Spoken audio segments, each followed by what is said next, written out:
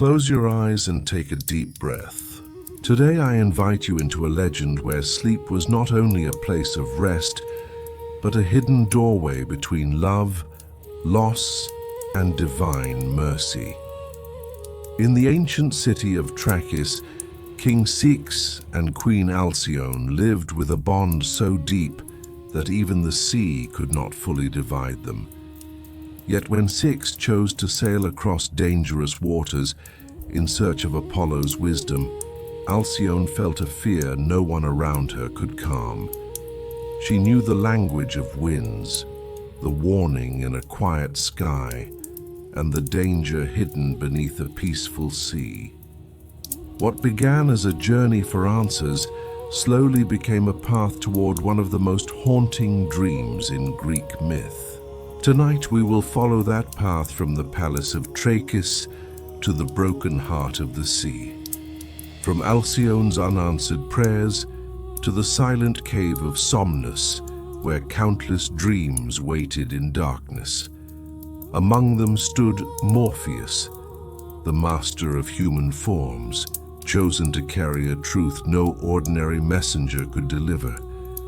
But the dream he brought was not a simple vision, and it was not a gentle lie. It came wearing the face of love itself. And when Halcyon opened her eyes, the world she knew had already begun to change. This is a legend of farewell, transformation, and the strange mercy of dreams. Before we begin this epic, I have a small request that means a lot to me. Please don't forget to subscribe to my channel. The greatest reward for all the effort I put into creating these epics is your support through subscribing to my channel. If you enjoy my content and want me to continue creating more, your subscription and like truly give me great motivation. Also, don't forget to share your thoughts with me in the comments. Your comments not only encourage me, but also help me understand what kind of epics and stories you would like to see on this channel. Thank you so much in advance for your support. Take a deep breath, relax your mind, and let the rhythm of this ancient legend guide you, wishing you a peaceful sleep.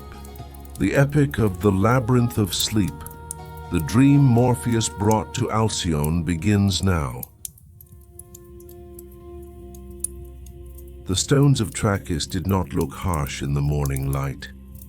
The city stood at the foot of the mountains, and its silence seemed closer to the heavy breath of the distant sea than to the noise of war. Ceyx ruled there. He was the son of Lucifer, the morning star, and that bright blood had left on his face a quiet light rather than a proud glare. Yet on that day, even that light seemed dim. He sat on his throne like a strong man, but his eyes often returned to the stone floor. Those around him knew that he loved peace, opened his doors to strangers, and valued the calm order of his land more than the fame of the sword. When Peleus entered the palace with an olive branch in his hand, Ceyx did not greet him with judgment. He received him with measured mercy. Peleus had come with only a few companions.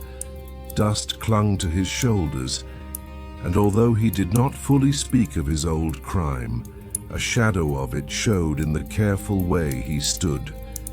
The olive branch was the old sign of shelter and forgiveness.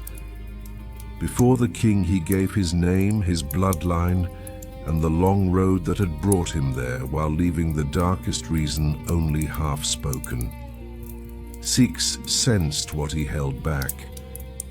People who carried sorrow often heard the silences of others more clearly. Still, he gave Peleus a place in his city. His kindness had no display in it. The king's peaceful nature was understood less from his words than from the soft attention with which he looked at the man before him. In the rear court of the palace, Halcyon's name moved with Ceyx's in another tone. She was the daughter of Aeolus, and because she had grown in a house connected to the winds, she carried a special attention to the changes of nature. The women of the palace often saw in her face the alertness of someone who had learned to look toward the sea and listen before fear could be named. When she came near her husband, her steps were calm, but her concern was not hidden. She watched him not only as a loving wife, but as someone who could read his mood from the air of the room. Ceyx's mercy toward Peleus did not escape her, and neither did the deeper wound that stirred in him as he listened. Ceyx's grief could not be explained only by the arrival of a stranger asking for shelter. When Peleus noticed the shadow on his face, the king did not answer at once. The name of Daedalion came slowly from his silence. It sounded less like the name of a brother than like the memory of another force born from the same star-bright blood and darkened by another fate. Ceyx had chosen peace, marriage, and the order of a city. Daedalion had chosen speed, hunting, force, and the hard glory of action. Ceyx did not speak of him as one speaks of a simple villain. The difference between them came from two fires in the same house. One wanted to protect the light. The other had turned it into something that burned. Halcyon did not interrupt. Her attention became part of the scene. As Ceyx spoke of his brother, his fingers tightened on the edge of the throne, then loosened when he noticed. Halcyon saw the gesture and understood that he was not only telling an old event, he was touching a break that still lived inside him. Peleus, though he stood in a foreign city, felt the weight of the story through the shadow of his own guilt. For a moment, the palace was not a place of judgment, but a room where people wounded in different ways recognized one another without saying so. Outside, the sea could still be heard from far away, and the morning air along the mountains was beginning to soften. Before Ceyx continued, he stayed silent, as if opening a door inside himself. Halcyon's eyes moved briefly toward the open court, and she seemed to listen to the direction of the wind. That small movement was the first sign of the intuition that would later shape the whole story. Peleus had brought more than road weariness into Trachis. He had brought exile, guilt, and the heavy silence of family lines touched by the gods. Ceyx did not hide behind the height of his throne. He noticed the fear that stood beside the refugee and slowed the sharp rumors that followed him before they crossed the palace threshold. Even before that day, Daedalion's name had already moved through the house like a shadow no one wished to speak aloud. Daedalion had once been known for strength and a fierce nature, but his daughter's fate had carried his grief beyond measure. Ceyx had neither rejected this brother nor surrendered to his memory. Halcyon, hearing the name, saw the fine closing in her husband's face and chose not to question him too quickly. Her first true appearance in the story was not a queen's jeweled entrance, but the careful breath of someone moving through a restless home. She stood beside Ceyx, showed courtesy to Peleus, and quietly balanced the family grief her husband carried. Her concern was clear, but it was not timid. It had patience in it. Ceyx ruled Trachis by trying to make room for broken fates without letting them wound one another further.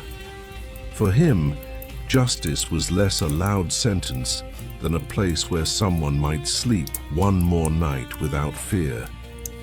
Yet even such a ruler lived inside limits drawn by gods old family sorrow and the sea that waited unseen. By the end of that first day, the palace still looked calm from outside. Inside, however, everyone felt that something had shifted. Peleus's arrival, Daedalion's shadow, and a fear from the coast that had not yet found a name entered the house together. The stones of Trachis were still not cold, but those who crossed them felt, without knowing why, that fate had reached the palace before the sea. The Daedalion Ceyx described was not only a warrior hardened by battle. His joy had been excessive, his pride sharp, and his pain ready to consume itself. Though he and Ceyx had come from the same father, they had followed opposite paths. Ceyx had turned toward peace, marriage, and the protection of a city. Daedalion had followed movement, the hunt, victory, and courage spoken in a loud voice. Ceyx did not tell the story with judgment. Love and weariness stood together at the edges of his eyes. A person could know a brother's flaw and still not break the old bond. Peleus listened more quietly, hearing in the story a shadow of his own guilt. Halcyon heard something else. Before the sea, another storm had already lived in this family. Daedalion's daughter, Queen, appeared in Ceyx's words as a bright and fragile figure.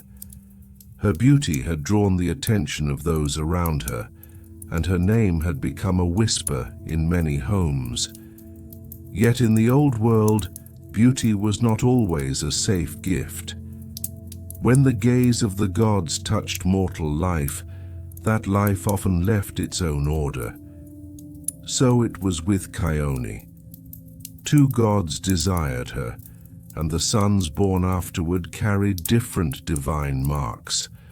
Autolycus, from the line of Hermes, remembered for cunning and trickery, and Philemon from Apollo's line, remembered for music and the power of song. Ceyx spoke of these things without making the scene harsh, but he did not hide the cost of divine nearness to a mortal soul.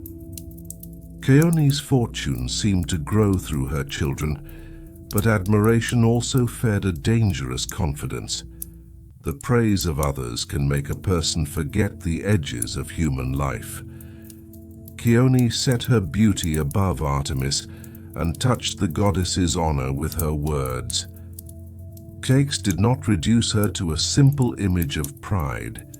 He let her appear as a young woman shaped by too much attention and too slow to understand her limits. Artemis's answer was severe, though in Ceyx's telling it remained restrained. The goddess's anger silenced Queen's voice at once, and the young woman known for beauty could not escape the result of her own speech. Those in the palace felt the old warning clearly. Words, when spoken against the gods, could call fate. After the loss of his daughter, Daedalion's grief found no path. Ceyx had tried to calm him, but his brother's sorrow heard no advice. Daedalion did not see the hands reaching toward him. He moved toward the abyss inside himself. The story did not need harsh detail to carry its pain. He tried to throw himself from a high place, but Apollo did not let him vanish in the fall. Instead, the god changed him into a hawk, a fierce bird with the old hunger and violence still inside its shape. As Ceyx told this, his voice did not sound amazed. It carried the heavy knowledge that fate could sometimes change even death without asking whether the heart was ready. Daedalion's pain did not remain a finished story in the past. It entered Ceyx's own decisions. A man who had seen his brother swept away by grief needed more strongly to understand divine signs. being peaceful did not mean accepting everything in silence. Sometimes the search for meaning seemed like the only way to keep order from breaking apart. Peleus understood this through the memory of his own crime, his exile, and the divine forces that had touched his life. Halcyon noticed the emptiness at the end of Ceyx's words. Her husband had finished the story, but the answer he needed seemed still to wait somewhere far away, in the dark stones of another sacred place. As evening approached, the palace returned to its ordinary movements, but the story remained in the rooms. Ceyx seemed a little lighter after speaking, yet not like a man at rest. He looked like someone who had named a wound and still did not know what to do with it. Halcyon walked beside him without forcing him into more speech. She stayed close and let her presence hold the silence. Still, Ceyx's mind had begun to turn toward Apollo's oracle at Claros, Queen's silenced voice, Daedalion's transformation, and the signs settling around the family had begun to make an answer feel necessary. The story of Daedalion changed the air because Ceyx did not speak as an accuser. He spoke as a brother, remembering how two natures could grow far apart under one roof. Daedalion had carried the speed of war in his body and an anger that always wanted to leap forward. Ceyx carried another face of the same blood, the cool and careful shine of the morning star. The myth opened as more than family tragedy. It became a picture of two human directions. One turned pain into motion. The other tried to draw a boundary around pain. Halcyon heard in Queen's name the danger of a woman being turned into a legend, while the living person behind the name was forgotten.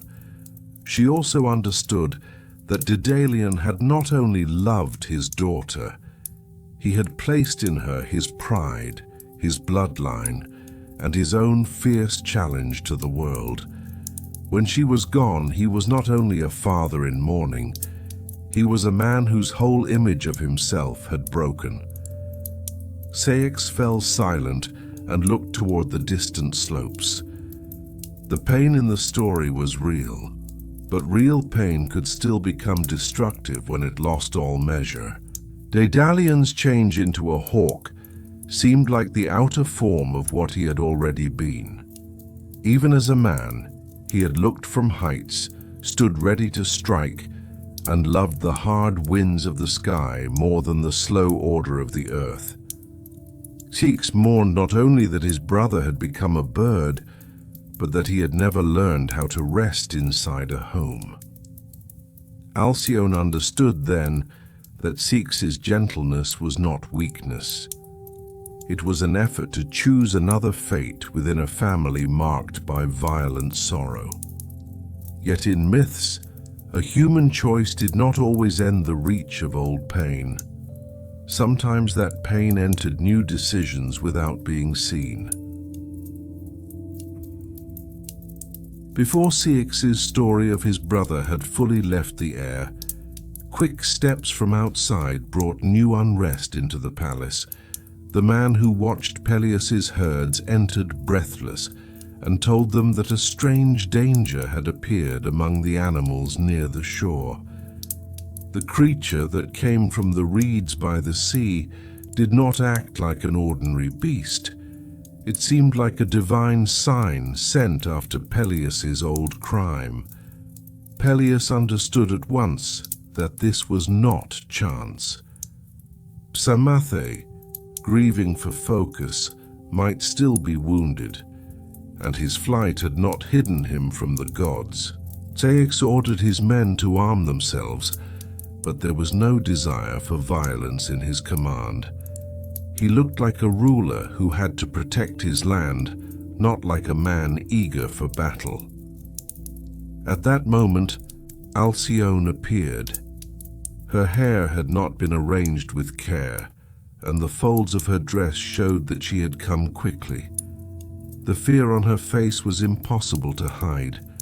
When she held Ceyx by the neck, she seemed not only a wife begging her husband away from danger, but the daughter of Aeolus feeling a ring of fate beginning to close. Her fear was not weakness. Someone raised near the winds could sense large consequences in small changes. Ceyx tried to calm her, but the trembling in her hands did not easily pass. Peleus met the queen's fear with respect.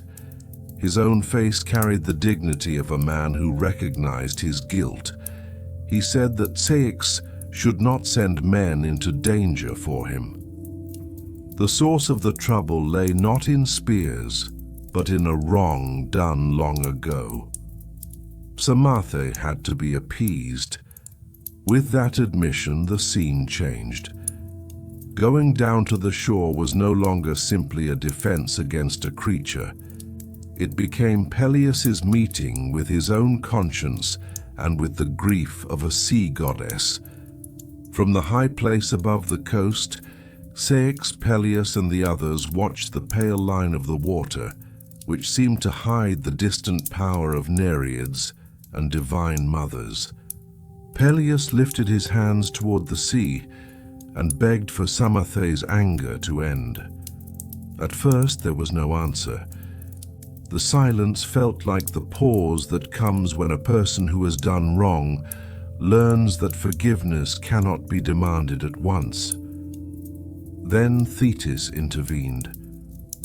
As Peleus's wife and a goddess of the sea, she reached Psamathe and brought an end not to grief, but to the new disaster that grief had become. The threat on the shore was changed to stone. The moving, frightening creature became white and still. Those who saw it were relieved, but not joyous. They knew the gods did not send signs only to stop danger. They sent them so people would remember. After this event, Ceyx withdrew further into himself. Daedalion's transformation had shown the force of family sorrow. The stoned creature on the shore showed the thin line between guilt and forgiveness. Both events whispered the same truth. Human intention alone could not govern the world.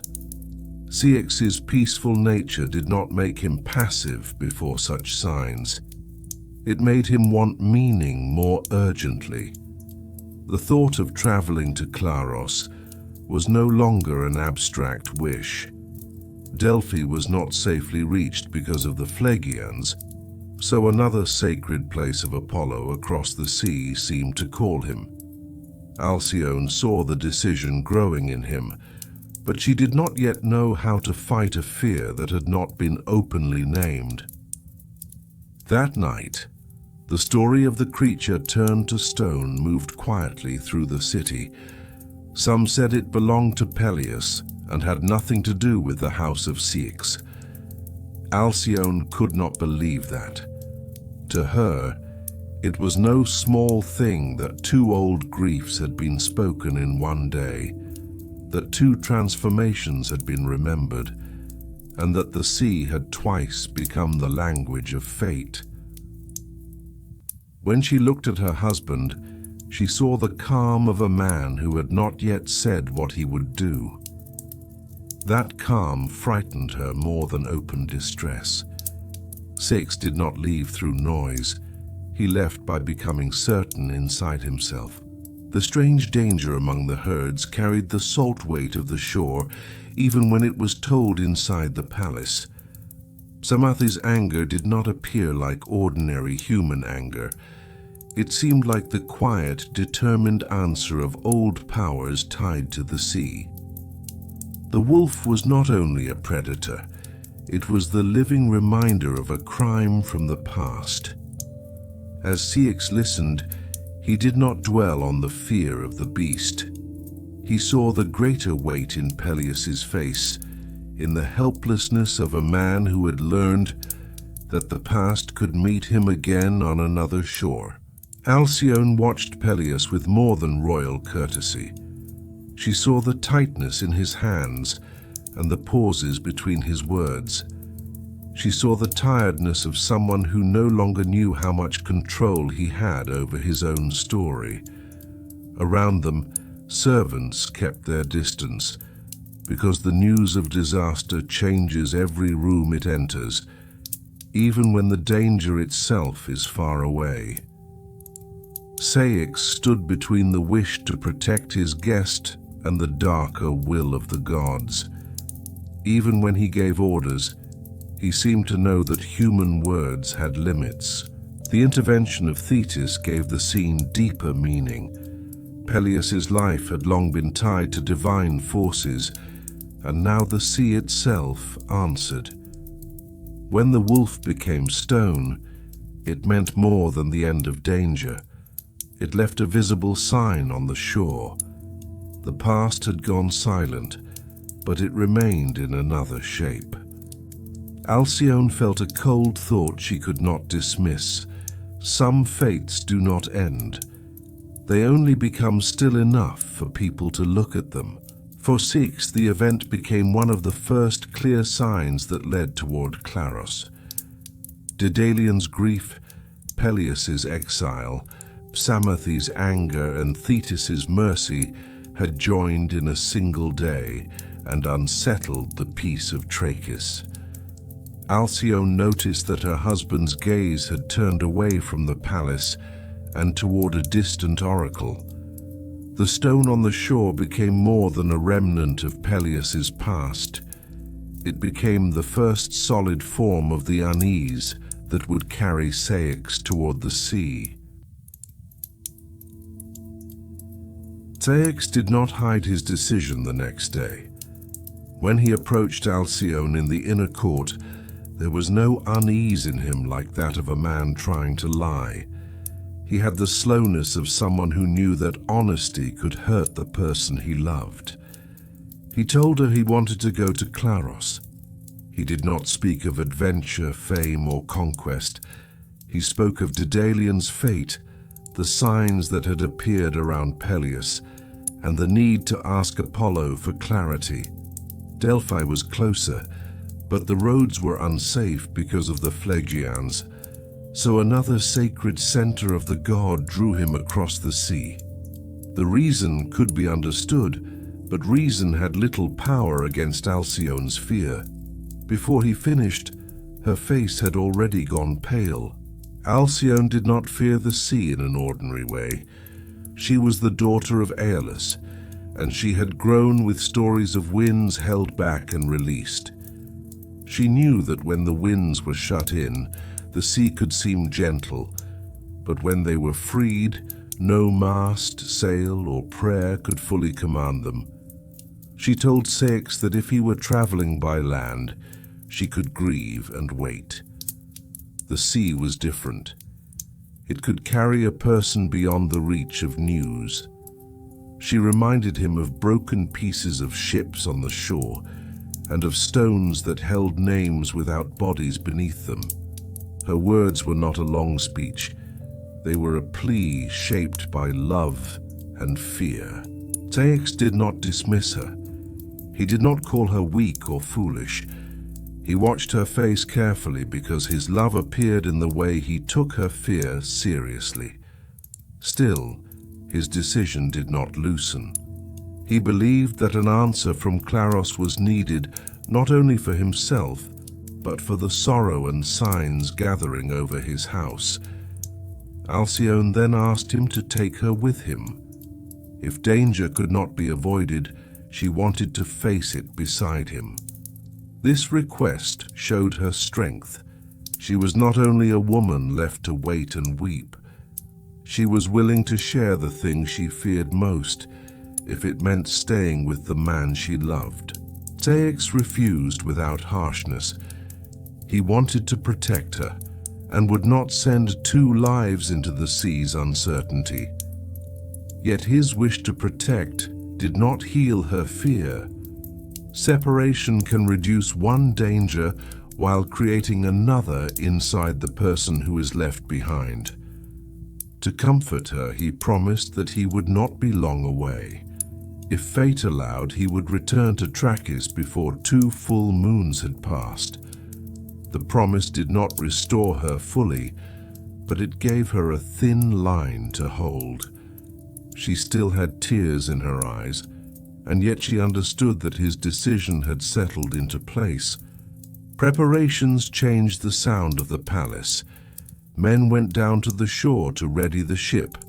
Ropes were checked, sails unfolded, and rowers counted by their places.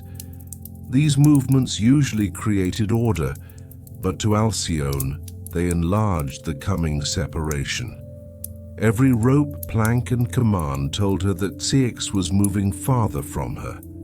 The king appeared strong before his men, but when he turned to her, his official expression softened.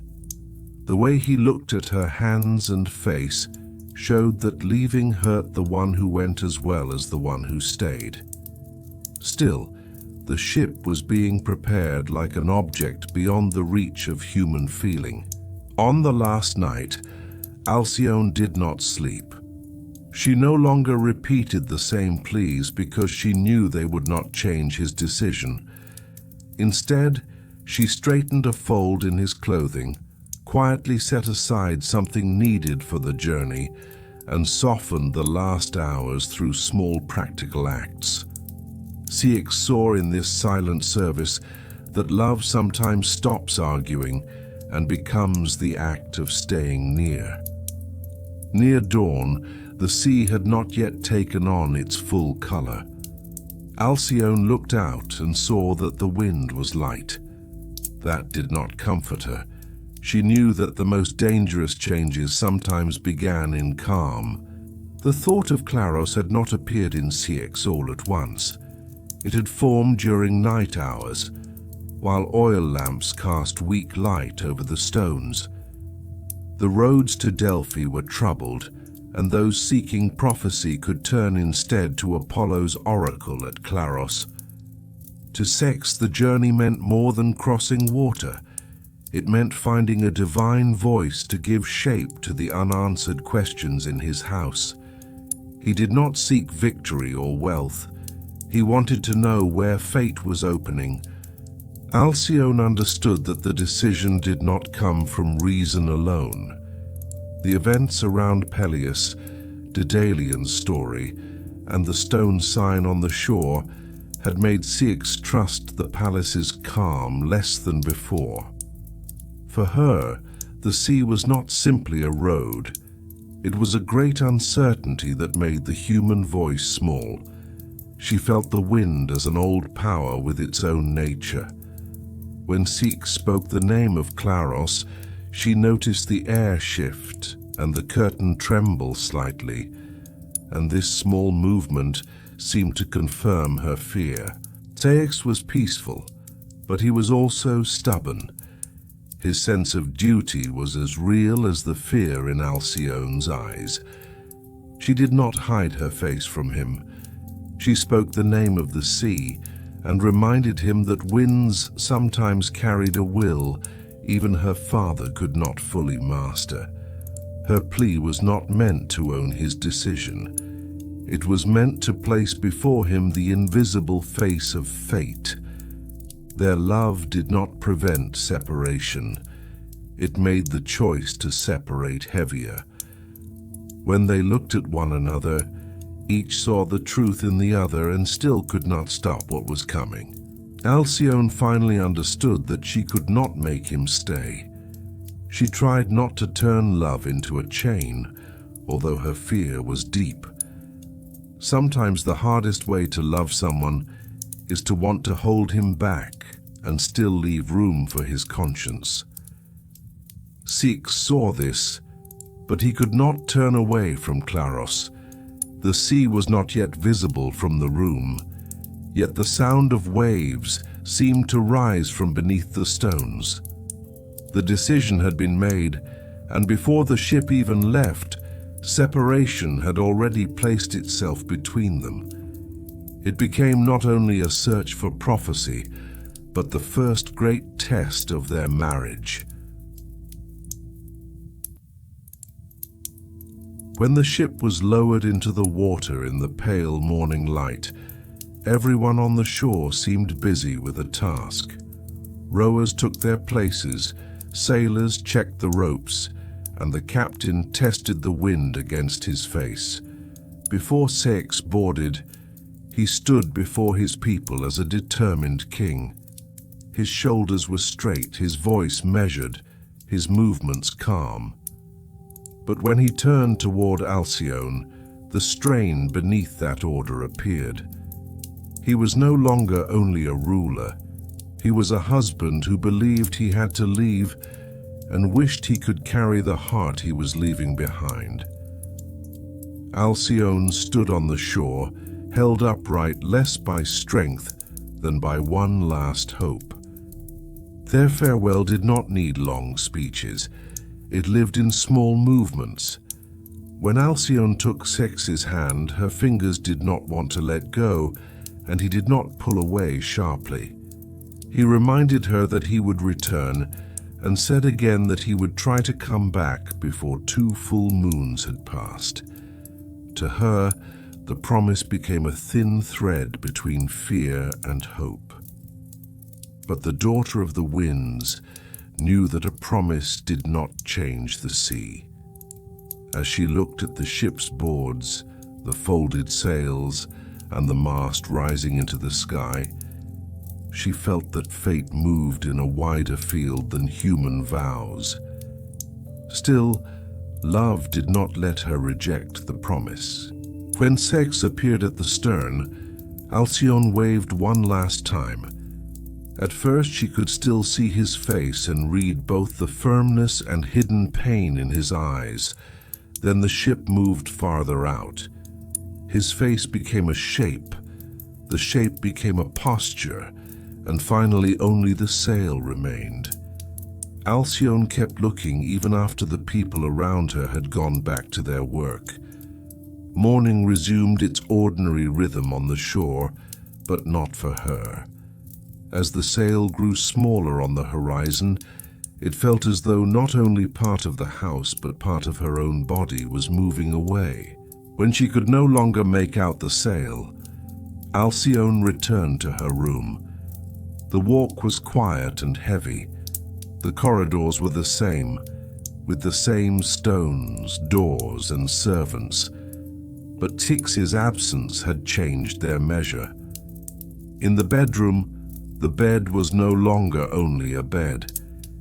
It held the habits of 2 people. A fold in the blanket, a small trace from the night before, a chest closed in the hurry of mourning. Each object spoke more clearly of separation.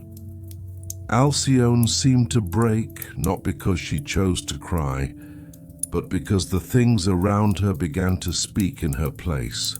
Ceyx looked back as the shore receded. The line of Trachis thinned behind him, and he thought that leaving Halcyon behind was both right and painful. He wanted nothing to happen that would prove her fear true. Yet the silent face of the sea made human wishes seem small.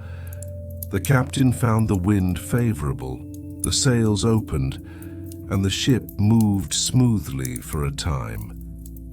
This calm did not fully quiet Ceyx. Danger did not always hurry to reveal itself. Still, he kept his fear from spreading among his men. Halcyon's name stood in his mind like a prayer. In the palace, Halcyon learned the first shape of waiting. On the first day, she knew no news could come, and yet she looked toward the door. She listened for meaning in a servant's step and tried to read the wind. She kept her hands busy with clothing, the altar, and the order of the house, but Ceyx's absence appeared in every task. By evening, the farewell at the shore was no longer only a memory. It had become an image that opened again and again inside her. The windows were closed that night, But the sound of the sea still reached her. The harbor that morning had not been loud. Sailors kept working in low voices, and the ordinary nature of their work made Halcyon's fear heavier. The world continued its business, while something inside her was being torn open. Before Ceyx stepped onto the deck, he gathered his cloak and breathed the salt air. In that moment, he looked less like a king than like a man leaving the home he loved. Halcyon came close and stood between one last plea and silence. The reassurance he gave her did not make the future certain. It was only a gentle word left in the middle of parting. Halcyon loved that word, but she could not fully trust it. The voice of the winds drew a larger circle around human speech. The air was not hostile that day, and this made it more frightening.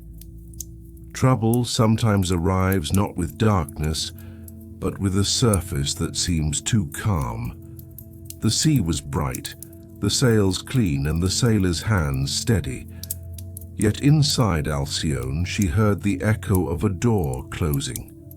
As the ship moved away, she tried to hold it with her eyes. Ceyx, once too far to see her, carried her last posture in memory. One moved into the sea, the other remained on the shore, staring at the emptiness the sea had made. Her return to the palace was not truly a return. She passed through the same gates and rooms, but the house had entered another form. Servants approached with the same respect, meals were prepared, and lamps were lit. Yet every ordinary movement awakened a disordered waiting in her.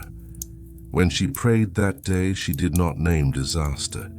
She asked only for calm water, gentle winds, and a safe arrival at Claros. Hope had not died. It stood on a much thinner thread. After the ship disappeared, Halcyon stayed on the shore a little longer, as if looking could stretch hope. A person sometimes keeps watching what has vanished, because once the watching ends, waiting becomes something harder. When she finally turned away, the sea behind her was still the same sea, but every wave now measured Ceyx's distance. That evening, nothing in the palace broke loudly. His absence entered each room differently: an empty chair, a missing step, a silence longer than expected. Halcyon understood that separation was not only distance, it was an invisible presence that changed the shape of a home.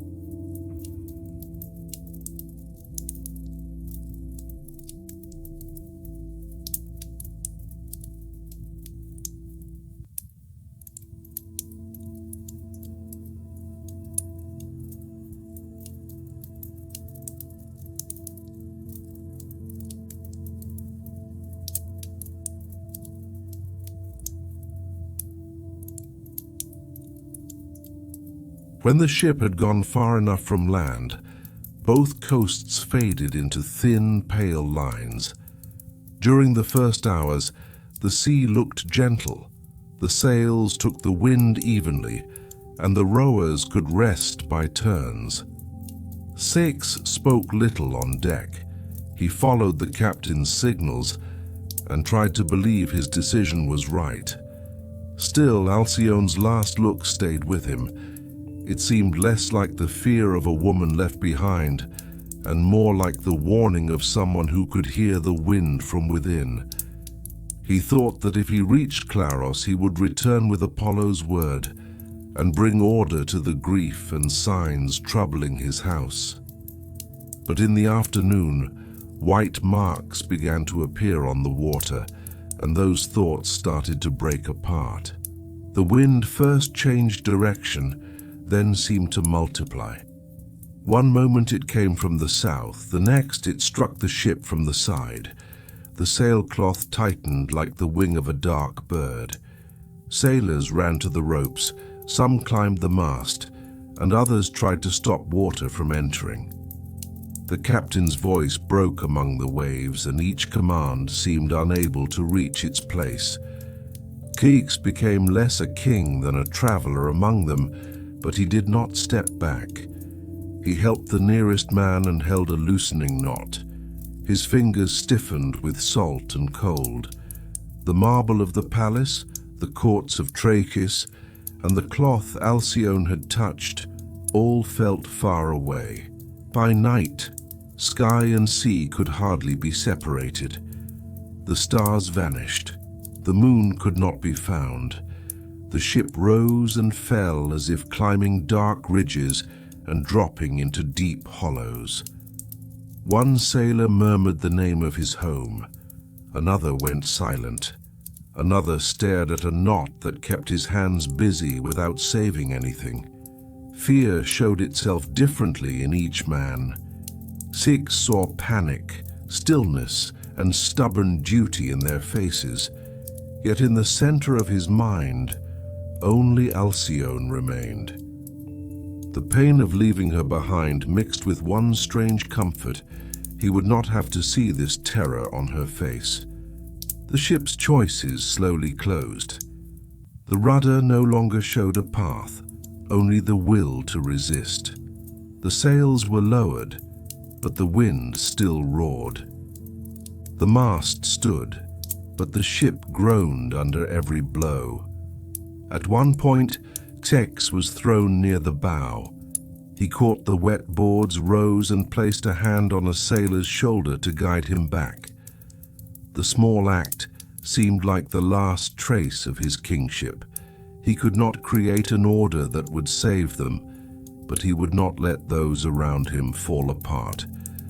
The sea rose not as an enemy mocking them, but as an ancient fate gathering human decisions into a silence far larger than they were. At last, Halcyon's name came from Ceyx's mouth. It was not simply a cry for help. It was the direction of a soul that wanted home. He remembered her hands at the harbor, tightening, then loosening, then remaining half raised as he left. He had promised to return within 2 moons. Now that promise settled in his heart like a heavy stone. A person may think he protects the one he loves by keeping her away, only to learn too late that distance can also wound. Ceyx could not shape this into clear words, but between the waves the same regret grew inside his wish to look toward Trachis. The last resistance did not last. The ship no longer sounded like a home, but like a memory being taken apart. Ropes roared. Broken pieces gave dull cracks. The captain's warnings and the sailors' unfinished answers joined in one great noise. When Ceyx grasped the nearest broken piece, nothing of rank or bloodline remained with him. Not the crown, not the shine of the morning star, not the wish to reach Apollo. Only a human hand held to wood in dark water. Halcyon's name was still on his lips. If the sea carried him to any shore, he wished it to be near Trachis, and that the one who found him would be the woman he loved. Then the sounds moved away. It felt like doors closing one after another inside the night. First the captain's voice disappeared, then the rower's breath, then the ship's own noise. Ceyx's final thought was not fear, but unfinished return. He knew Halcyon would wait, count the days, and perhaps prepare a garment for him. That knowledge felt heavier than the sea. At the same hour in Trachis, Halcyon slipped out of sleep, looked toward an open window, and felt the wind touch the room in a way she could not name. She did not know what had happened far away, but the silence inside the house was no longer the same. For a while the men called on different gods. Some called to the Lord of the Sea, some to the high lights of the sky, and some to the household gods waiting at home. Ceyx heard them, but no name overpowered the one inside him. Halcyon stood like an unseen direction in the storm. He had wanted to reach Claros and receive an answer, but now he saw that answers could be as fragile as words that never reached shore. The memory of Daedalion passed through him. His brother's fate had been thrown into the sky. His own was closing in the water. This did not make him rebel. It made him feel that both brothers had been caught by the same mysterious order in different forms. Even in the storm, each man kept trying to create order. One stared at a rope that had already snapped. Another fell to his knees and rose again without being told. Ceyx saw in these small acts a sad dignity. Human beings keep working until the last moment, because order itself is a form of hope. The decisions he had made in the palace, the shelter he had given Peleus, the promise to Halcyon, and the lives of the men around him all came together on that deck. A ship was not only wood, sail, and rope. Every person inside it was tied to a home, a table, and someone waiting. The storm did not erase those bonds. It made them clearer. In the deepest hour, Ceyx also thought of his father Lucifer, the morning star. That bright blood opened no path across the dark sea. The thought did not anger him. It showed him the distance between divine kinship and human need. A man could come from a high line, rule gently, love faithfully, and still be alone among the waves. That loneliness did not reduce his love. It made everything he had left behind more precious. When the lights of Trachis rose in his mind, he knew he could not reach them. Still, he wished his name and the direction of his love to reach Halcyon somehow. When Halcyon began to count the days, she tried to see every morning as a sign that Ceyx's return was closer. His promise of 2 full moons became more than a measure of time. It became a fragile shape of hope. She watched the moon, looked out at the night sky, and imagined that each increase of light shortened his road home. During the day, she kept her hands busy by preparing garments for his return and arranging her own clothes for the day she hoped to meet him. To others, these tasks might have looked like ordinary waiting. For Halcyon, every stitch was a small act of faith. As she passed the needle through fabric, it was as if she were trying to mend a torn place in fate. Her visits to Juno's altar grew more frequent. She prayed to the goddess of marriage for Ceyx to come back safely. She did not ask that his heart remain faithful instead of turning to another woman. She asked that he return with the same love. The sorrowful delicacy of the moment was hidden there. Only one part of her prayer could still be true. Ceyx would not return alive, but his love had not left her. Halcyon did not know this. She took the silence of the goddess for patience. Smoke rose over the marble, and servants watched her devotion with respect. For Juno, however, The prayers had become a repeated grief sent toward a man no longer in the world. Halcyon's waiting moved from hope to fragility, and then to something almost transparent. She spoke little at meals. At night she listened too closely to small sounds and tried to read the wind. The palace wished to comfort her, but without certain news, every kind word hung uselessly in the air. Sometimes she left Ceyx's things exactly where they were. Sometimes she arranged them as if he might return and find everything as he remembered. Mourning had not yet received its name, but it was already walking inside the waiting. At last, Juno could not allow these unanswered prayers to continue. The goddess did not act to punish Halcyon. She acted so the truth could reach her in a form the heart might bear. Bare news in daylight could fall like a stone. A dream could bring the same truth more slowly. Juno called Iris, the bright messenger of the gods, and sent her to the house of Somnus. Halcyon had to learn what had happened to Ceyx. The truth would not change, but the path by which it entered her heart mattered.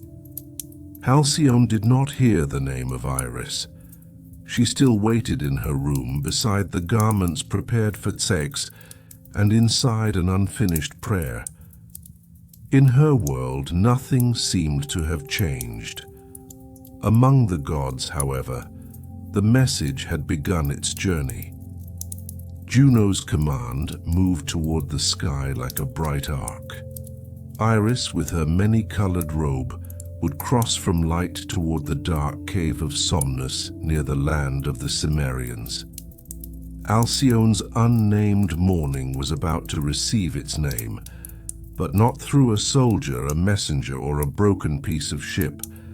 It would reach her through the art of Morpheus.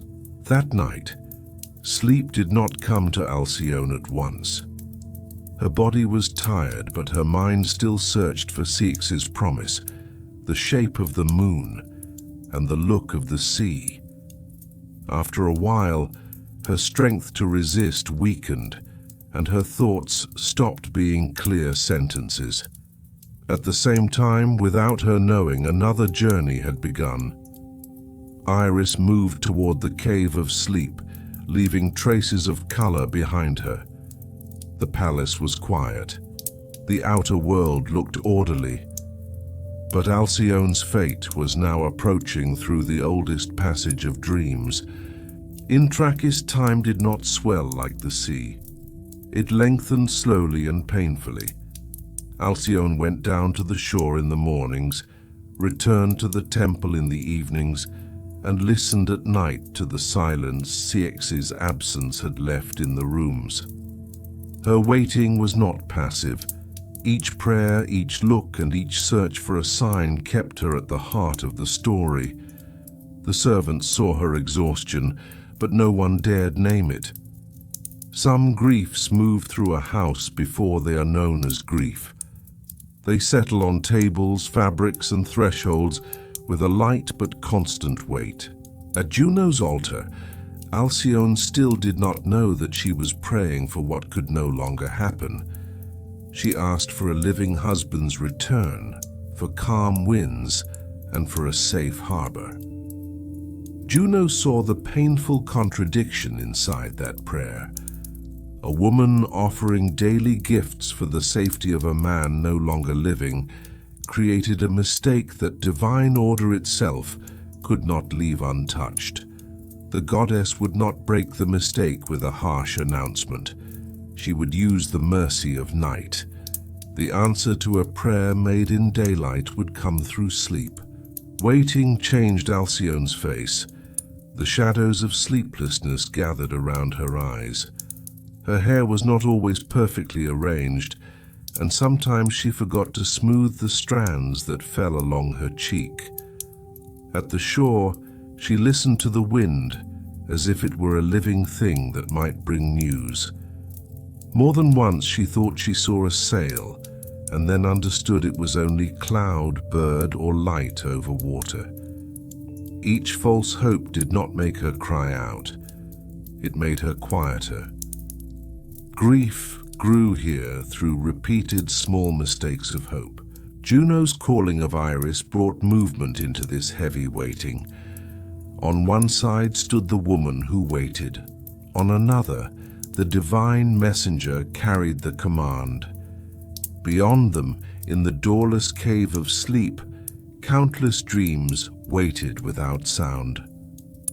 Halcyon knew none of this. That evening she returned from the temple, watched the lamp tremble, sat on the edge of her bed, and spoke Ceyx's name with a breath almost too low to hear. Her faithful prayers were not a fault to be punished.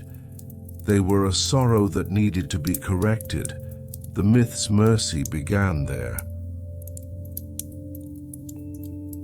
As Iris descended from the sky, she carried all the colors of day with her.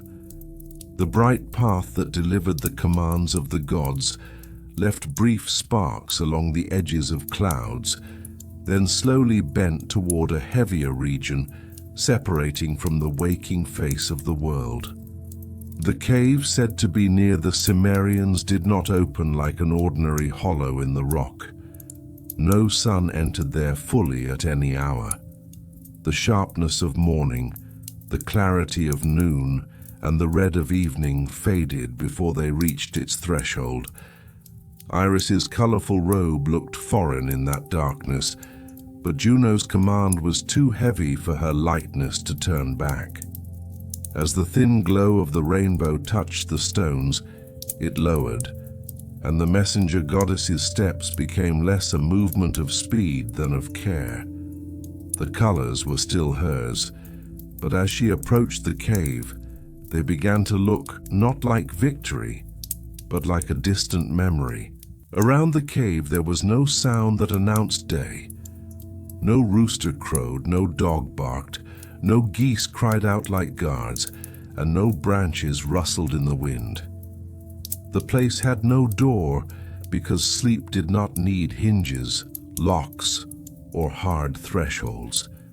It came without noise, and so its home opened without the signs by which waking people understand entrance and exit. Near the cave, the waters of Lethe moved in a low current. They did not roar. They did not rush. They seemed to carry from the world the tired repetition of thought, the dust of memory, and the words that had circled the same sorrow for too long.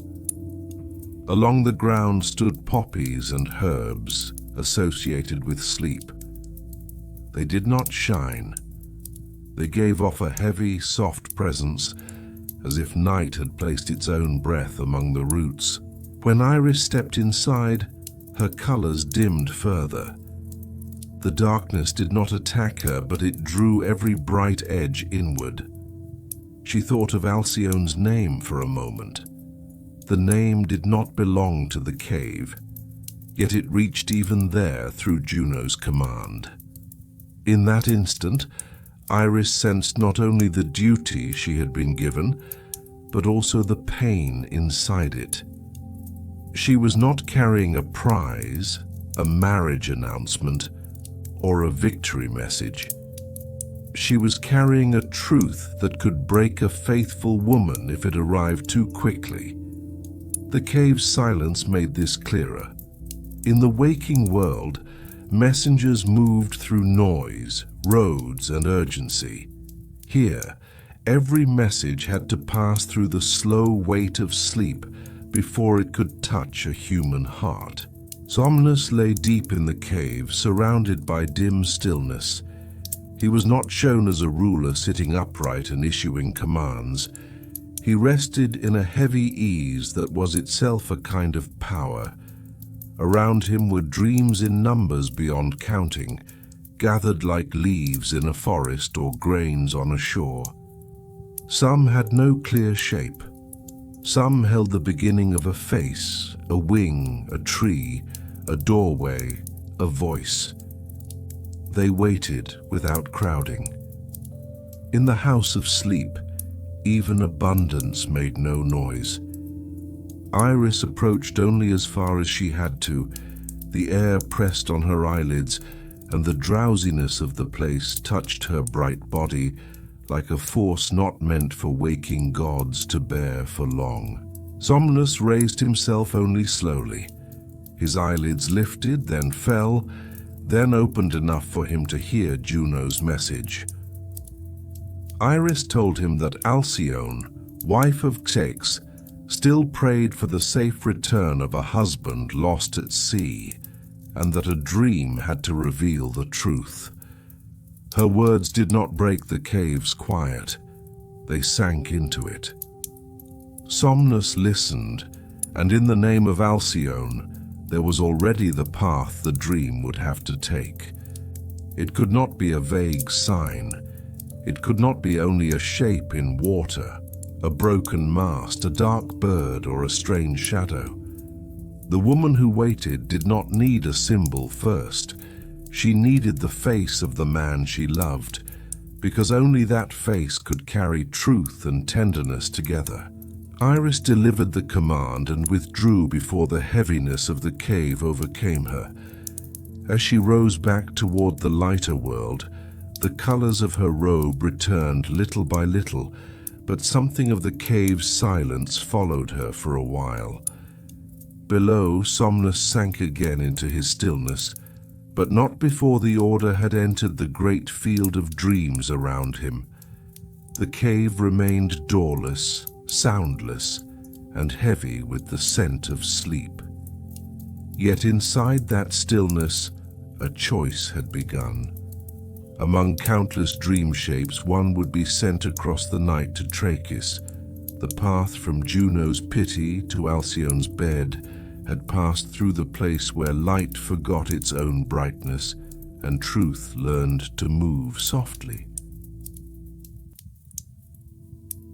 As Somnus distinguished the dreams around him from within sleep itself, the cave almost did not move.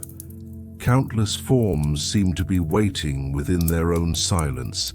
Some had animal motion, some held the outlines of birds and beasts, and some carried the stillness of stones, trees, water, and lifeless things. These were the old powers of the dream world. Iselos could take the shapes of living beings. Phantasos could fill dreams with the forms of objects, earth, water, and wood. But Halcyon's sorrow could not be reached first through such images. A woman who had counted days by the promise of her husband, prepared clothing for his return, and prayed to Juno each morning, needed something more exact. She needed not a sign that could be interpreted, but the human presence she knew before thought. For that reason, Somnus turned toward Morpheus. Morpheus was the dream best able to take human form. He could borrow not only a face, but the habits that made a face believable. He knew how shoulders carried tiredness, how a familiar voice changed when it brought hard news, how a hand paused before touching the one it loved. When Somnus chose him, there was no ceremony. The cave did not brighten, and no sound rose among the sleeping shapes. The choice moved with the quiet certainty of a thought that knew where it had to go. Morpheus rose from among the dreams, already beginning to leave behind his own vague nature and prepare to enter another person's outline. He did not have to invent Ceyx. The king had left traces in Halcyon's memory, and these traces were finer than any sculpture. There was the way he looked toward her before speaking of a difficult matter, the quiet weight of his hand when he tried to comfort her, the softness that entered his voice when he spoke her name. There was also the last image from the harbor, the man who stood on the deck, trying to be strong, while part of him remained on the shore. Morpheus gathered these details not from an archive of facts, but from the language of dream. A person loved for years was not known only by sight. Halcyon had known Ceyx through shared mournings, pauses, silences, and the imagined future of growing older together. As Morpheus prepared the shape, he also carried the mark of the sea. Ceyx could not appear as if he had simply returned from a short journey. The truth had to be visible, but not cruelly displayed. His face had to hold distance. His voice had to carry the weariness of water and the sorrow of an unfinished return. His body had to seem near enough for Halcyon to know him, but far enough for her soul to understand that he no longer belonged to the waking world in the same way. This balance was the hardest part of the task. If the dream were too gentle, Halcyon might mistake it for comfort and wake with false hope. If it were too harsh, the truth would wound her before it could be held. Morpheus understood this measure. He was not sent to deceive Halcyon with a beautiful image.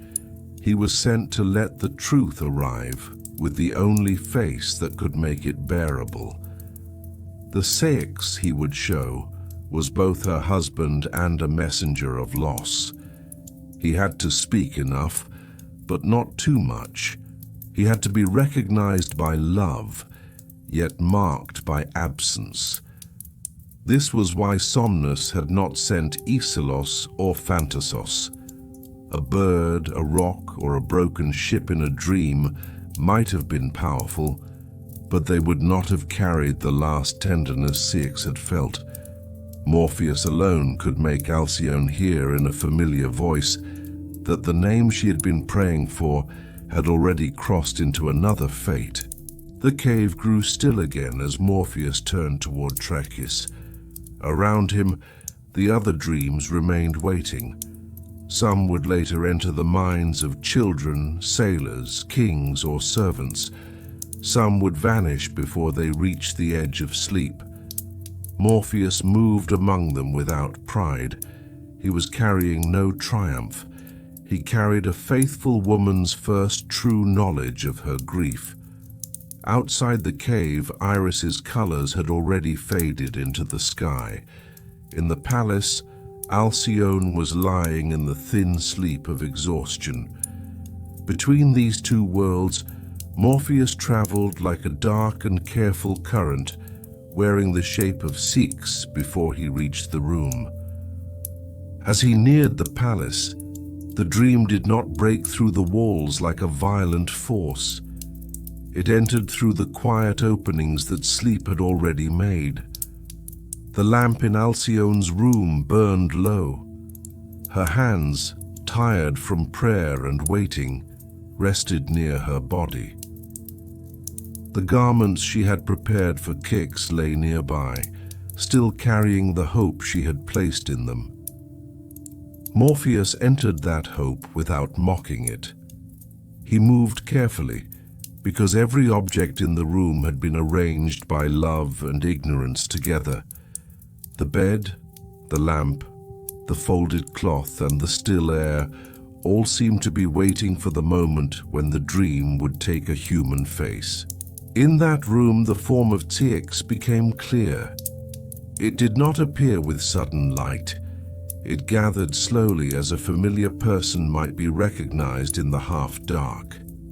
The brow, the mouth, the tired line beside the eyes, the posture shaped by both kingship and tenderness came together. Yet the sea stood within all of it. Morpheus could not remove that mark, because the dream had not been sent to comfort Halcyon with a lie. The figure that now stood before her carried Ceyx's love, Ceyx's regret, and the silence of the waves that had taken him. When Halcyon's dreaming mind began to turn toward him, the true work of Morpheus began. That night, Halcyon entered sleep not as rest, but through the exhaustion of long waiting. All day she had searched for signs in the wind, in the faces of servants, and in the shape of the sky. Her body had finally surrendered before her heart did. The room around her was quiet. The lamp burned with a small, uncertain flame. The folded garments she had prepared for Ceyx lay nearby like a belief that had not yet been tested by the truth. When the dream opened, it did not start with thunder or light. It began with a presence in the room, a presence so familiar that Halcyon did not first think of fear. She turned toward it as one turns toward the sound of a beloved step. Morpheus stood before her in the shape of Ceyx. Halcyon did not know him by thinking. Her soul knew him before her mind did. The line of his face, the way he held himself, the quiet grief in his eyes, and the old softness in the name he spoke, all reached her at once. Yet something was wrong. He did not carry the warmth of a traveler returned to the shore. He carried distance, as if the sea had moved through him and left a deep silence behind. Halcyon wanted to rise, to move toward him, to ask why he had come like this, but the dream held her inside its own law. What she saw was near, and still it could not be touched in the way living things are touched. The figure spoke with Ceyx's voice, but the voice had been changed by the sea. It did not need to describe every wave or every broken plank. It carried enough for the truth to be known. He told her that the prayers she had been offering for his safe return could not bring him back. He had not forgotten her. He had not turned away from her. His last thought had moved toward her, and his last wish had been to reach the shore where she might know him. Morpheus did not make the speech long. The dream understood that grief could not receive too many words at once. Each sentence had to land and leave room for silence. Halcyon tried to answer, but her words did not come as they would in waking life. She saw her husband's face and felt the space between them widen. She remembered the harbor, the promise of 2 moons, the way his hand had stayed in hers for one extra moment, and the fear she had tried to make him hear. Now the fear had returned in the only form that could no longer be argued with. She was not angry at him in the simple way of the living. She was standing before the shape of the one she loved, and that shape brought both comfort and ruin.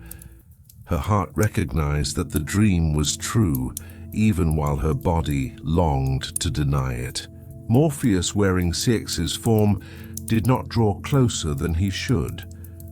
A longer gaze might have created a false hope that he could stay. A warmer gesture might have turned truth into illusion. He had to carry the exact measure between presence and absence. He let Halcyon see that Ceyx had not vanished without remembering her. He also let her understand that the man standing before her was not a return to ordinary life. It was a final meeting granted by sleep. This restraint gave the scene its deepest sorrow. The dream was merciful because it did not lie. It was painful because it did not soften the truth into something easier than truth. When the words ended, Halcyon reached out her arms. This was the simplest and heaviest moment of the dream. She did not want to hold a king, a prophecy, or a divine message. She wanted only to hold her husband, but there was no body between her hands. The image was close, yet it could not be grasped. The voice was known, yet it could not be stopped. The face was beloved, yet it belonged to a distance the waking world could not cross. In that empty embrace, Halcyon understood more than she had understood from any words.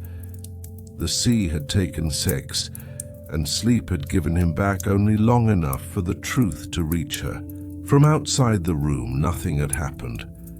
The lamp wick was nearly spent. The curtains stayed in place and the stone walls held the same dimness.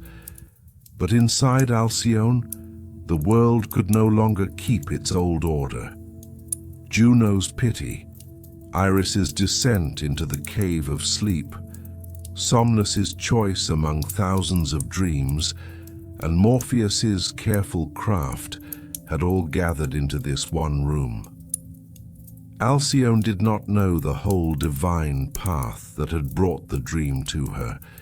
She knew only the face before her and the truth that had entered with it.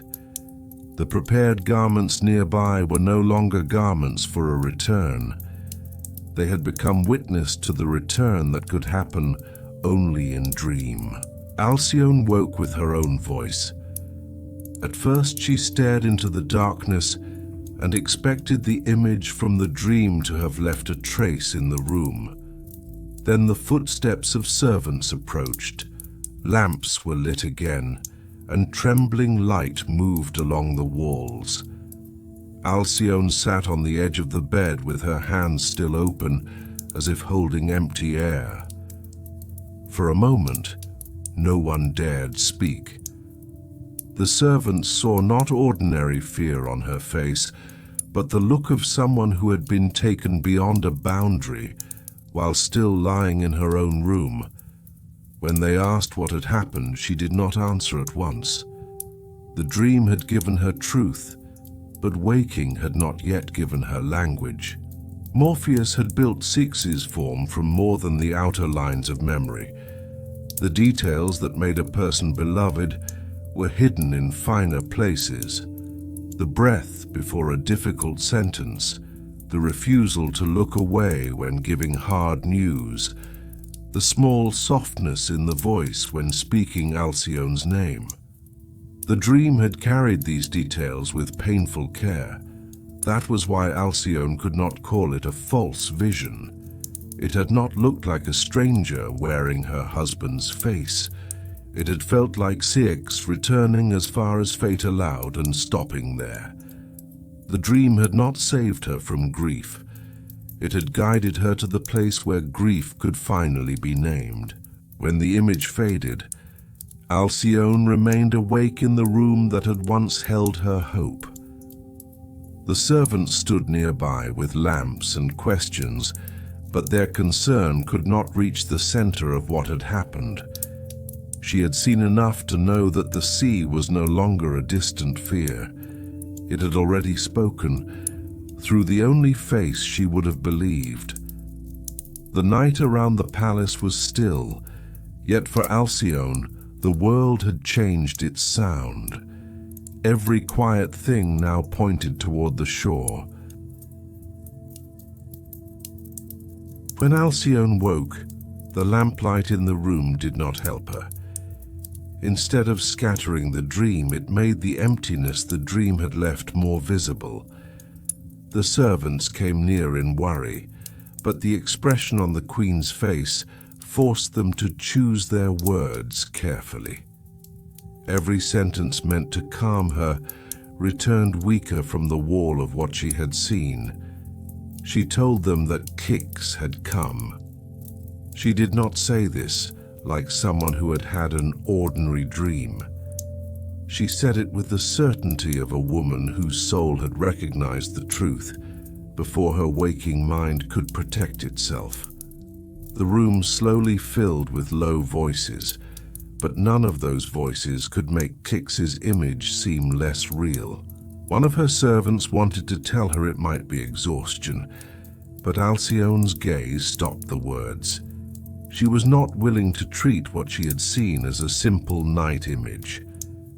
She described the distance in Ceyx's face, the wounded sound of the sea in his voice, and the way his familiar movements had become unreachable. None of these could be explained by tiredness alone. Dreams made by weariness could be scattered and confused. This one had come with too much precision. It had known the small truths of Ceyx's presence. It had known the weight of his farewell. It had known what only love could know. The servants lowered their eyes. They could not prove the dream false, and Halcyon did not need their proof. Her words were broken more by halted breaths than by loud cries. She spoke of how she had wanted to go with Ceyx, how she suffered because he had faced the sea without her, and how even fear would have been easier to bear if she had been beside him. The servants stood around her, but none could step into the center of that grief. A queen's sorrow can fill a room without asking permission. The lamps burned brighter now, yet the room felt darker than before.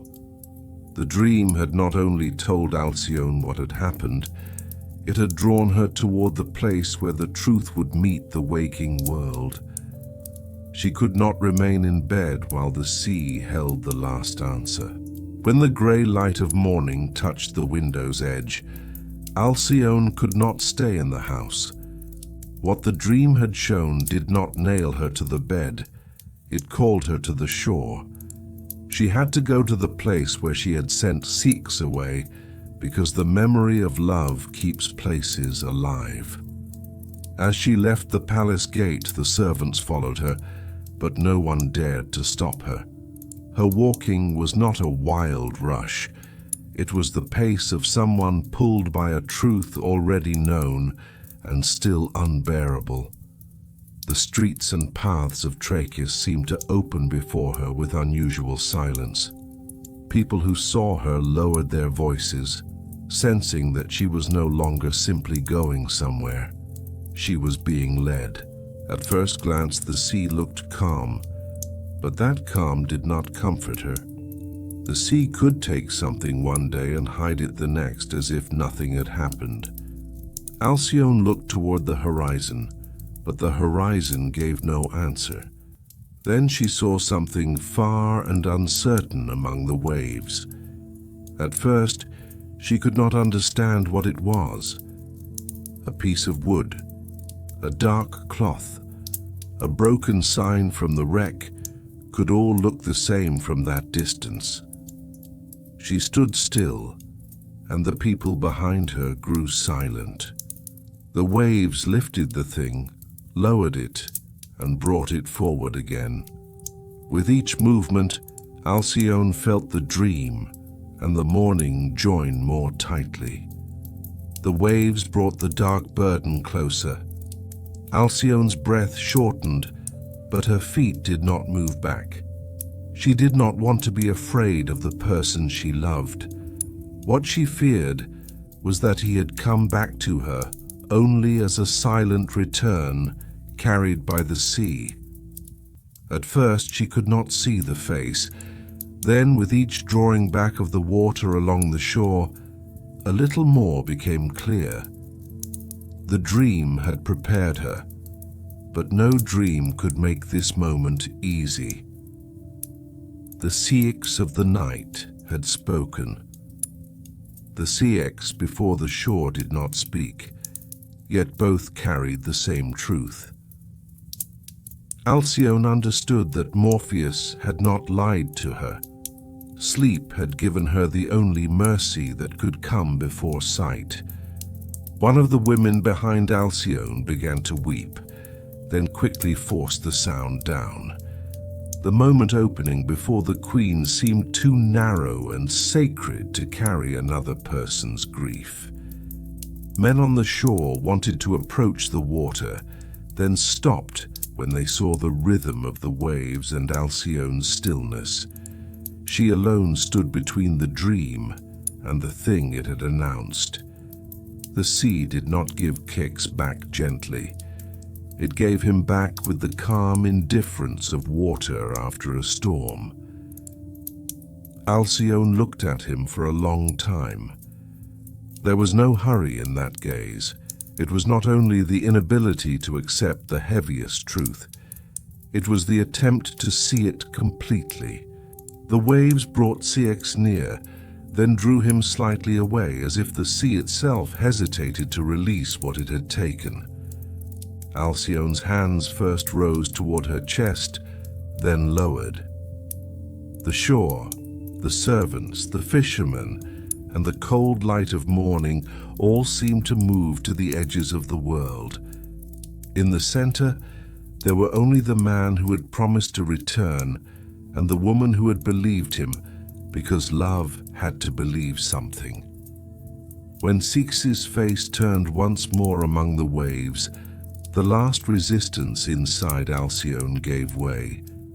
What remained was not reason holding her back, but love leading her forward. Those on the shore could not fully hear what she said. It may have been Ceyx's name. It may have been the pain of the road they had not taken together. It may have been the unfinished touch from the dream. Before Halcyon turned toward the rocks, she stood for a brief moment and noticed the world she was leaving behind. The safe stones of the palace, the trembling hands of the servants, and the familiar order of rooms shared for years were no longer strong enough to hold her. As the wind lifted the edge of her veil, she was both queen and wife, both the daughter of Aeolus and a woman walking toward the body of the man she loved. No one judged her in that moment. Everyone on the shore understood that sometimes love begins to move before reason, and no voice can turn it back. Halcyon's silence spoke more clearly than the whole palace crowd. When Halcyon saw Ceyx, the world seemed to withdraw from around her. The people on the shore, the sound of the waves, the clear morning light, and the coldness of the stones moved far away for a time. Only she and Ceyx, carried by the sea, remained. When she called to her husband, her voice held not only shock, it held the question of why he had returned like this, why the promise had changed shape, and why the gods had let love reach the shore only after life had left it. Yet even this call did not become a cry that shattered the air. The pain was too deep for noise. It narrowed into one name and went toward the water. There were man-made rocks along the coast, where the first strength of the waves was broken. Halcyon moved toward them. This walk did not begin like panic.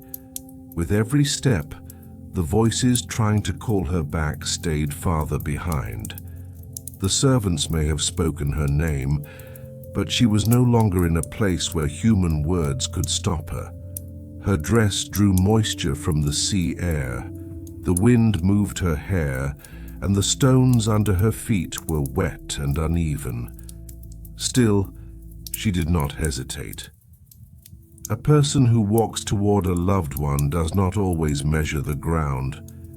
Halcyon measured only the distance between herself and Ceyx. When she reached the edge of the rocks, Halcyon stopped for an instant. The cold of the stone beneath her feet, the morning wind on her face, and Ceyx carried over the waves all came together. In that brief pause, the rooms of the palace, the garments she had folded, the final look at the harbor, the prayers she had raised to Juno, and the empty embrace in the dream formed a single line. That line ended at the sea. She did not step as someone seeking death in a dramatic gesture. She stepped as someone whose love, already broken by news, now moved toward the only place where the one she loved could still be reached. For a moment, the line between sea and air grew unclear. As Halcyon's weight left the rocks, what was felt was not the hardness of a fall, but the invisible hand of wind holding her. What those on shore saw was not simply a human body giving itself to the water. It was the crossing of a boundary from one form of being into another. Halcyon's voice, still shaped by Ceyx's name, rose with the air. Then the old order of her body began to loosen. This change did not burst like a bright display. It was more like another fate slowly emerging from within human form. Her arms grew light. Where her fingers had once tried to hold the air, a new shape capable of taking the air began to appear. Her voice moved away from human words toward the thin sorrow of a bird. Halcyon was no longer a woman standing helpless before the sea. Yet she did not become a stranger to herself. In myths, transformation did not always erase what had come before. Often it carried the deepest part of the person into another form. As a bird, Halcyon still seemed to hold the motion of a wife searching for her husband. Her flight was new, but the direction of her heart was old. Ceyx's transformation also came through the pity of the gods. The story did not make a strict judgment about how he heard Halcyon approaching. This uncertainty left a small light in the heart, without saying clearly whether love was answered in the last moment. The still face of Ceyx seemed no longer moved only by the water. As Halcyon came near, another change touched him too. The star-born king, who had crossed the sea for a divine answer and lost his human road, was given a form that could remain beside her. He too moved toward the shape of a bird, not in triumph, but as a mercy that did not undo the sorrow. When Halcyon's change was complete, a brief stillness appeared over the sea. It did not feel like the ending of a storm. It felt more like a divine decision touching the water in silence. The bird circling around Ceyx was not like a stranger. It moved like someone searching for the person with whom she had shared the same house for years. Those on the shore could not immediately turn what they saw into a story. First, they only looked. They watched the wind touch the water, the two wings drawing closer, and the old silence settling over the coast. Meaning came before words and found a place slowly inside each of them. That silence later settled among the stones of the shore, like the first seed of the Halcyon days.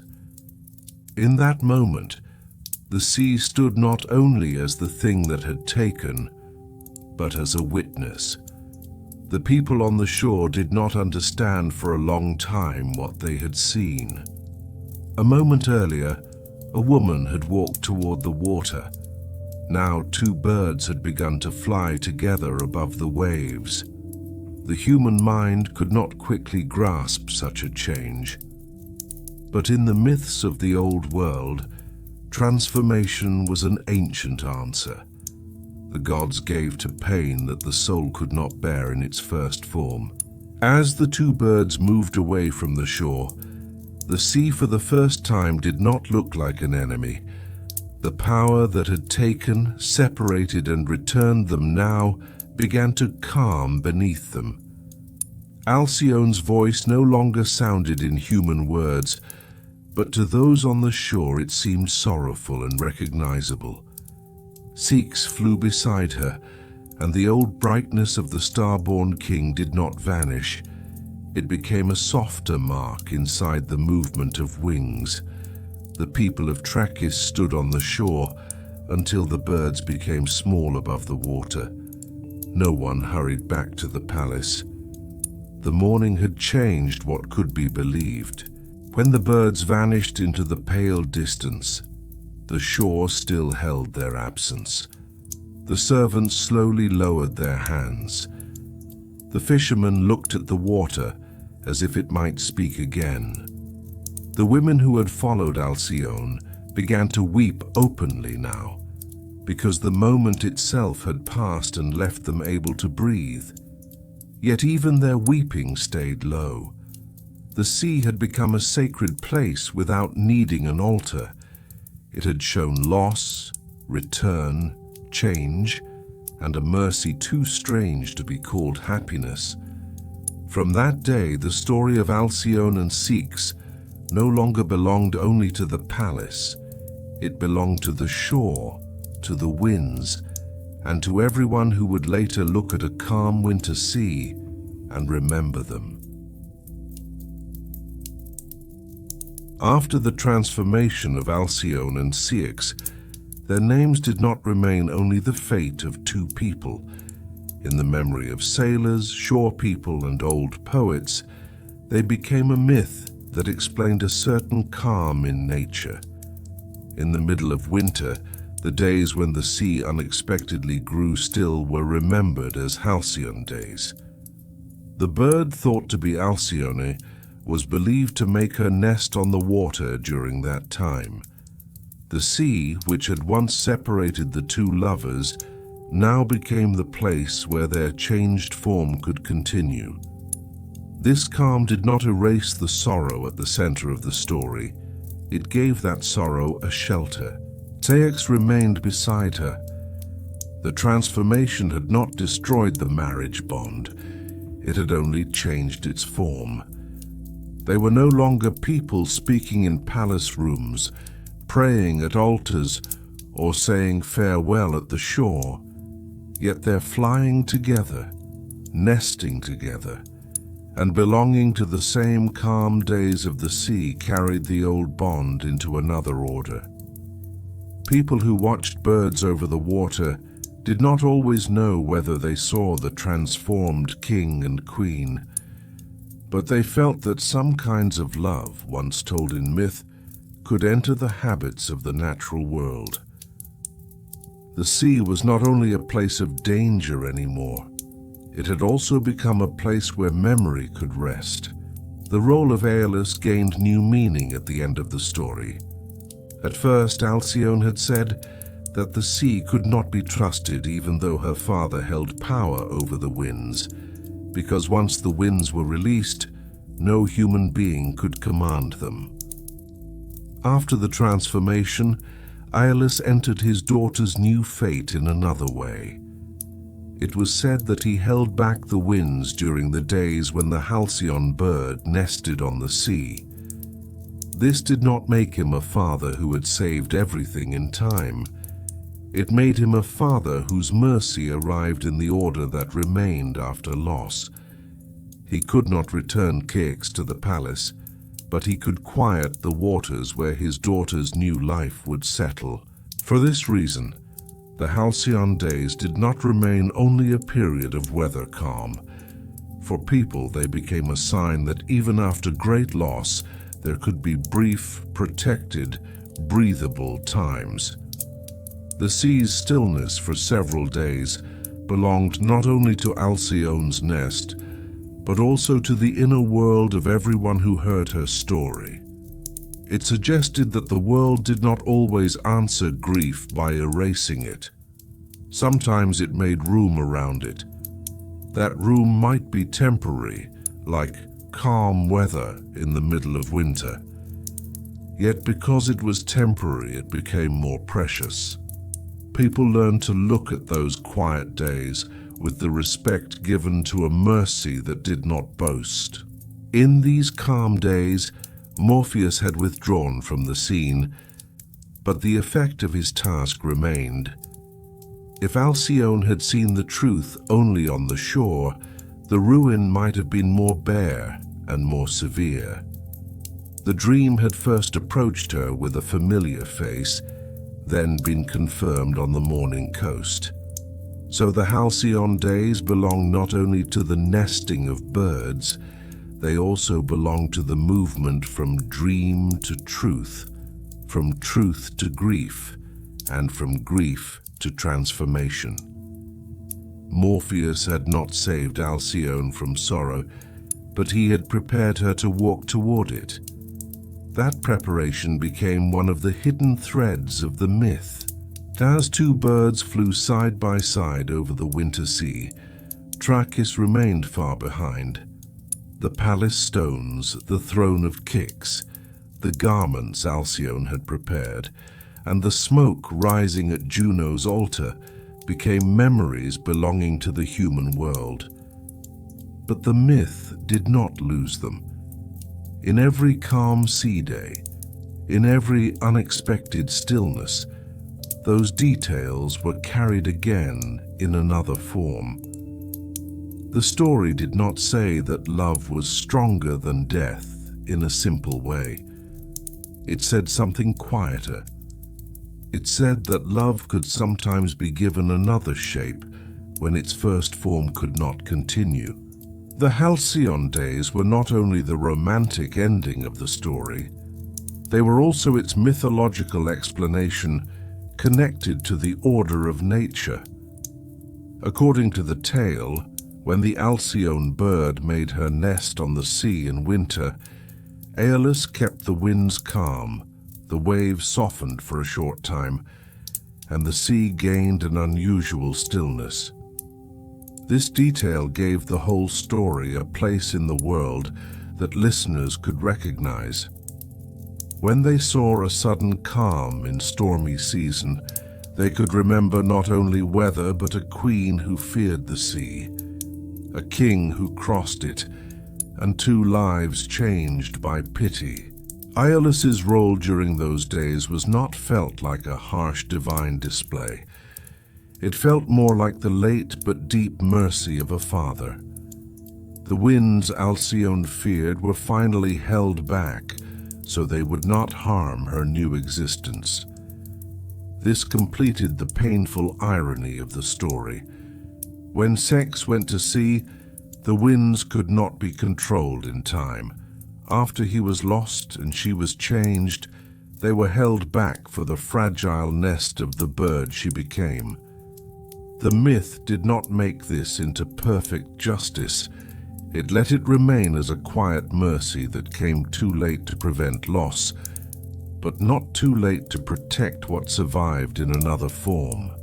During the days when the sea calmed, the flight of the birds near the water carried a peace very different from the first silence in the palace of Trachis. Ceyx's peaceful kingship, Daedalion's restless grief, the refugee shadow of Peleus, the stone left by Psamathe on the shore, the decision to go to Claros, the storm, and the dream message now gathered into one long movement.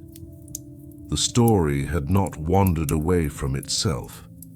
It had changed shape as grief changed shape. What began as a family shadow in a palace had become a rhythm of sea, wind, and birds. In these calm days, trust appeared not as abstract comfort, but as the brief stillness seen on the water after a storm. Alcyon's story let people feel that even after news that shakes the heart, there can still be softened times in the world. The Halcyon days were therefore not only the nesting time of birds, they became a way of naming the small protected intervals that come after great disturbance. A sailor could hear the story and understand why a calm sea in winter did not feel ordinary. A woman waiting at a window could hear it and know that waiting itself had entered the memory of nature. So the Halcyon days were thought of not only as the memory of a miracle in the past, but as a story reread each year over the sea. When people saw sudden stillness in the middle of a stormy season, they did not explain it only as a change in weather. For them, the calm belonged to the old love of Ceyx and Alcyone. It belonged to a father holding back the winds, to two birds finding a place over the water, and to the night when Morpheus brought the truth in a beloved face. Nature and memory became one surface. Within this calm, the people of Trachis did not only remember the old king and queen, they added their story to the short prayers spoken before setting out to sea. If a sailor saw that the water was unusually still before When the Halcyon days began to be told, the people of Trachis no longer saw the event only as the loss of the palace. In the middle of winter, When the sea became unexpectedly calm for several days, old fishermen gathered their nets more slowly, and young sailors looked in wonder at the clear surface of the water. The waves did not disappear, but they lost their harshness, as if someone had placed a quiet hand over the sea. During those days, the story of Halcyon and Ceyx was told not as something dead and past, but as a memory still moving inside nature. The dream Halcyon saw did not become a sweet rumor among the people. No one told it as a beautiful night image. There was no color of happiness in that dream, but there was the heavy and simple light of truth. Those who knew the old words left by Homer's singers spoke more carefully of the two gates of dreams. Some dreams were said to pass through ivory and deceive the mind. Others passed through horn and carried truth. Halcyon's dream belonged to the second kind, not because it comforted her, but because it led her to what had really happened. The dream did not offer escape. It opened a path. In the palace, Ceyx's absence quickly entered the order of objects.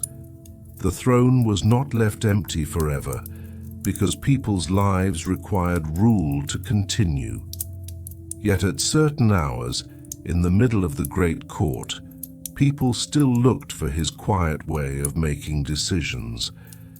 The garments Halcyon had prepared in her room were put away, but the way they had been folded remained in the memory of those who touched them. Her waiting window still faced the sea. For a long time, servants passed it more softly than necessary. They did not name why. Some places in a house become memorials without being declared so. After this event, the name of Morpheus was not remembered only as the name of pleasant dreams. He had been chosen from thousands of dreams that came out of the dark and silent house of Somnus, because Halcyon did not need an animal shadow, a stone sign, or a vague image. She needed a human face. Aislos could have brought the form of a living creature. Phantasos could have filled sleep with objects, water, and wood. But only Morpheus could bring the shape of a husband, with the voice, the posture, and the sorrow held inside that form. That was why the dream had struck the heart so deeply. In the calm winter days, it was said that the winds from the house of Aeolus were held back for a short time. This was not told to explain all of nature, but to remember grief within the order of the sea. Aeolus, father of the winds, restrained the storms, so his daughter, now in bird form, could build her nest over the water. This completed the circle begun in fear. Halcyon had feared the winds because she knew their power. At the end of the story, those same winds were quieted for her. The danger that had separated her from Ceyx became the place where their changed bond could continue. As the children of Trachis grew, they learned the story from different places. Some first heard of the birds, then learned that they had once been king and queen. Some wondered about the night when Morpheus came in Ceyx's shape. Others asked how Halcyon had gone down to the shore. Old storytellers did not rush to explain everything. They let the story move from palace to sea, from sea to dream, and from dream to bird. In this way, the myth kept its softness.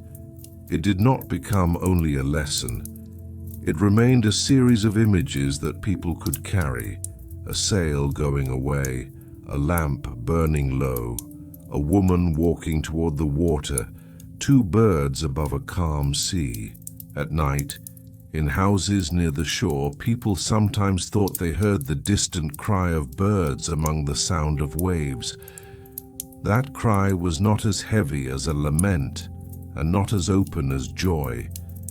It was more like a thin sound, reminding them that a changed bond still existed. The story of Halcyon and Ceyx thus stayed between sleep and waking. It belonged to those who feared the sea, those who waited at windows, those who trusted dreams only with caution, and those who knew that love sometimes returned in a form no one had expected. Those who listened to the story sometimes spoke most about why Morpheus had been chosen. News of a storm could have been carried by a bird, a tree, a stone, or a distant light. But Halcyon's waiting did not ask for a symbol, it asked for a face. She could not understand Ceyx's fate from a general sign as deeply as she could from the return of the voice she loved. This was why the dream was not only an announcement, it was the final meeting allowed by the night. The truth did not become less painful, but it came in a form that matched the life it was ending. Years later, when the legend reached other shores, people did not remember it only because of the miracle of becoming birds. What stayed in the mind was the dream finding the right face at the right time. If a messenger had come through the door by day, Halcyon might have heard the same truth, but she would not have known that Ceyx's last thought had turned toward her. Morpheus carried not only the fact of loss, but also the direction of love at the moment of loss. That was why the dream stayed in the story. It was not decoration. It was the bridge between death and understanding. In the language of old storytellers, Halcyon's dream did not become a riddle to be quickly interpreted. They told less what the dream meant than what the dream did. It ended waiting, began mourning, and opened the road to the shore. The power of an image sometimes lies not in how bright it is, but in the place to which it leads a person after waking. Halcyon followed the dream, and the dream led her to the sea. There, truth, grief, and transformation met. From that meeting came the calm days that later generations would watch with quieter eyes. After that night, the sea returned to its own vast order. The winds did not remain closed forever. The unseen doors in Aeolus's house opened again when their time came.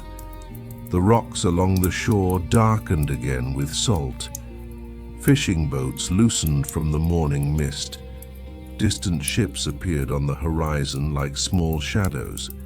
Yet when winter brought a few days of sudden calm, people still looked at the water differently. They remembered that stillness did not always mean emptiness. Sometimes it carried a story that had gone through grief, dream, and change before reaching silence.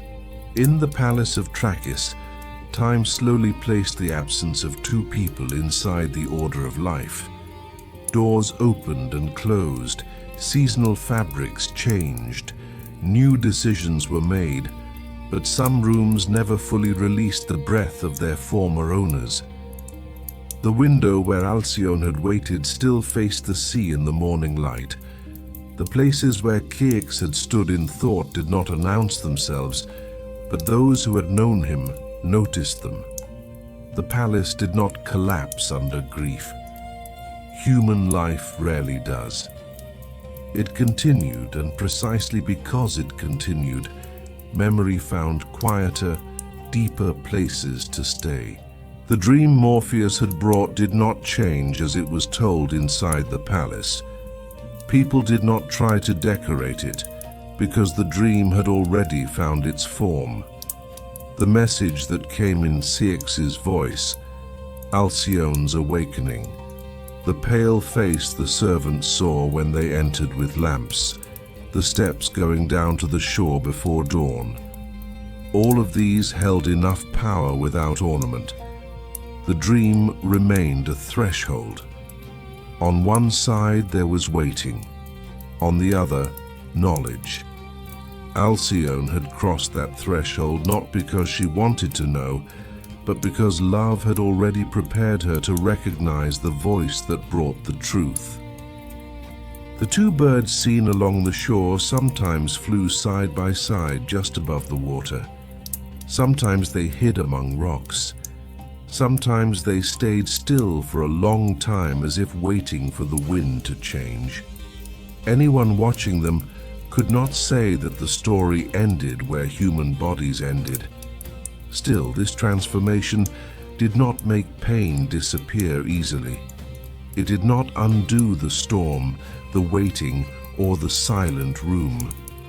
It only gave grief another shape, one able to move through air and over water. This was why the story could be told at night without becoming too heavy.